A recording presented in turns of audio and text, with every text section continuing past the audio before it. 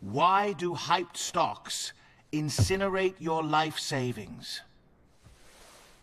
Welcome to the ultimate narrative trap. Let's kick things off with a real mystery, one that sits right at the heart of the market. Why is it that the most exciting, most talked about stocks, you know the ones with the celebrity CEOs and the billion-dollar ad campaigns, so often end up just destroying investor wealth? We're not talking about some obscure penny stocks here. We're talking about huge mainstream companies, praised on TV, all over social media, that just end up incinerating portfolios. It's a paradox that costs people their life savings, and today we are going to pull it apart piece by piece. So let's just put the question right out there.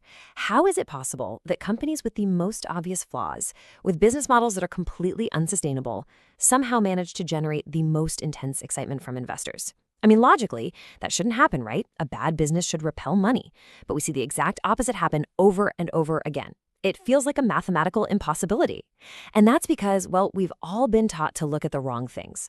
We're going to solve that puzzle today by showing you the system that's really working behind the scenes. And look, this isn't just a hunch I have. It's a brutal statistical fact. A huge study in the Journal of Financial Economics looked at over 15,000 stocks across 2 decades. And what they found? It was staggering. The most hyped stocks, the ones all over the news, underperformed the market by an average of 8.3% every single year. At the same time, the boring, ignored stocks, they outperformed by 6.7% a year.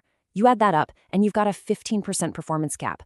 Let me put that in real terms for you. Over 20 years, $100,000 invested in hype becomes a devastating loss. That same $100,000 in boring businesses, it becomes nearly $3 million. The only difference between the two was the story. So what is really going on here? The problem is that a massive chunk of the market has just stopped being about analyzing businesses. It's become a system of psychological manipulation that's just disguised as a financial market. Nobel laureate Robert Shiller actually proved this. He found that in the short to medium term, stock prices have very, very little to do with actual business results. Instead, they move based on one thing: the power of a compelling story. A good narrative, it acts like this gravitational force, just pulling in money no matter how weak the fundamentals are underneath. Okay, so here's our game plan.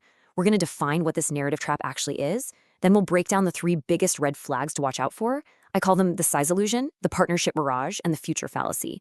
And then we're going to build a defense framework with 3 specific actions you can take to protect your portfolio. All right, let's start with the first and, honestly, the most powerful trap: the size illusion. This is when a company's entire sales pitch is built around some massive multi-trillion-dollar market.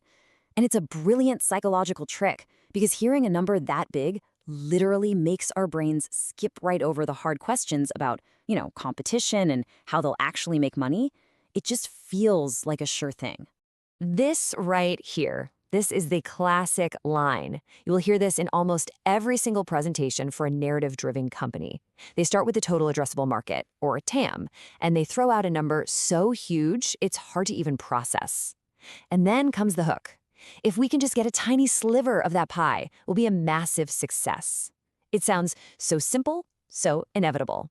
But here's the thing. Market size is completely irrelevant if you don't have a durable, defensible way to capture and hold on to that sliver.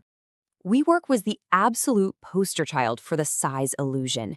Their presentations were just obsessed with the trillions of dollars in global real estate. The story was all about changing the world, about community, about vision. But the reality? It was a simple commodity business, signing long-term leases and then subletting for the short term. There was no special tech, no network effects locking in customers, absolutely nothing a competitor couldn't copy tomorrow. The narrative created a $47 billion valuation. The reality of impossible unit economics led to bankruptcy and a loss of over 90% for investors. So this brings us to our very first test. To cut through all that noise, you need to ask one simple question, and you have to be absolutely ruthless with the answer. What does this company have that its competitors cannot replicate in 12 months? If you can't name a specific patent or a network effect or some kind of structural advantage, you're looking at a story, not an investment. Okay, let's move on to our next sign. This one is a little more subtle, but it's just as destructive. It's the partnership mirage. See, narrative-driven companies know that the appearance of progress is often just as good as actual progress for bumping up the stock price.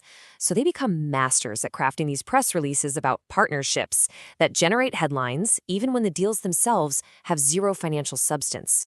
You really have to learn to translate the corporate jargon. A pilot program? That just means a big company agreed to test a product with absolutely no commitment to actually buy it. A memorandum of understanding, or an MOU, that's legally meaningless. It's just a fancy way of saying we had a meeting. And a strategic collaboration? That could mean anything from a real joint venture to just a photo op. These terms are designed to create hype, not revenue. Lordstown Motors, man, they executed this playbook to perfection. They announced tens of thousands of pre-orders for their new electric truck, and the stock just shot up from $10 to over 30. Investors thought demand was proven, that this was a done deal. But the reality, which investigators later uncovered, was that these weren't orders at all. They were non-binding letters of interest. Nobody paid a deposit. There were no penalties for just walking away. It was a story of demand built on a total house of cards. The company eventually admitted it, filed for bankruptcy, and investors lost everything. So here's your second test, your defense against this. When you see a big partnership announcement, ignore the headline. Just ignore it. Go straight to the company's SEC filings and find the 8K form. Companies are required to file an 8K for any material event. If you can't find a filing that details guaranteed revenue and binding terms, then that partnership is just for show. It's marketing, not a business milestone. And now for the third, and I think the most dangerous red flag of them all, the future fallacy. This is when a company's valuation is completely untethered from its current business reality. It's priced not on what it is today, but on some perfect world story of what it might become 5 or 10 years from now, based on one of those hockey stick projections that, funny enough, always seems to start next quarter. Nikola Motors is the perfect, almost comical example. I mean, their investor deck literally projected that revenue would go from zero to over $3 billion in just 3 years. Think about that. A company that had never commercially produced a single vehicle was claiming it would scale faster than any industrial company in the history of the world. The math was impossible, the amount of money they'd need was astronomical, but the story was just so good that nobody seemed to care. Now, what's really interesting here is how you can actually put a number on this fallacy. Back in 2021, another EV startup, Arrival, had a $13 billion valuation with zero revenue. The market was pricing it at 12 times its projected sales 3 years out. At the exact same time, Ford, a profitable company making millions of cars, was valued at 0.4 times its actual current sales. The market was placing a 30 times higher premium on Arrival's story than on Ford's reality. It's just a perfect snapshot of a story completely detached from financial gravity. And what was the inevitable result for Nikola? A 97% loss for investors who bought in anywhere near the peak. The future fallacy isn't just about overpaying for a stock. It's about buying into a story that often has zero chance of ever coming true. The founder, by the way, is now in prison. So here's your third and final test, and it's just some simple math. Take the company's current valuation and divide it by their projected revenue 3 years from now. Then, compare that number to established, profitable companies in the same industry. If the narrative stock's multiple is way higher, you have to be able to name an extraordinary, concrete advantage it has to justify that premium. And a good story, it's not enough. All right, now that we can spot the red flags, it's time to build our defense. It's not enough just to know what to avoid. You need a proactive system. So here is a simple 4-step framework you can use to analyze any company and separate the real value from the pure story. First, ignore the glossy investor presentation and read the boring SEC filings, the 10K and the 10Q. This is where companies are legally required to tell you all the real risks. Second, follow the insiders. Use Form 4 filings to see if the top executives are buying or selling their own stock. Trust me, their actions speak a lot louder than their words.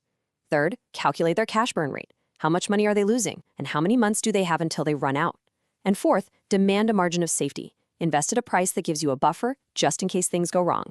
Let's just quickly go back to Nikola to see why following insiders is so critical. Check out this timeline. In June 2020, just as the hype was hitting its absolute peak, the CEO, Trevor Milton, sold $70 million worth of his own stock. While he was out there promoting the story to the public, he was personally cashing out. Just 3 months later, the fraud gets exposed and the stock begins its long collapse. The people who knew the most were getting out while everyone else was piling in.